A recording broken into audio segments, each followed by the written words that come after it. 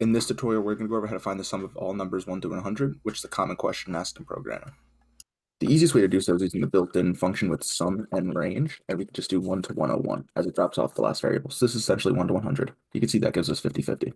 The other method we could do is the list comprehension method. So here we're going to do num for num in range 1 to 101 again. This is essentially a one-line for loop where we'll take each number and sum it up 1 through 100, iterating over each value. The last method we'll cover is using a for loop. So we'll define a total as 0. Now we're going to do for num in range 1 to 101.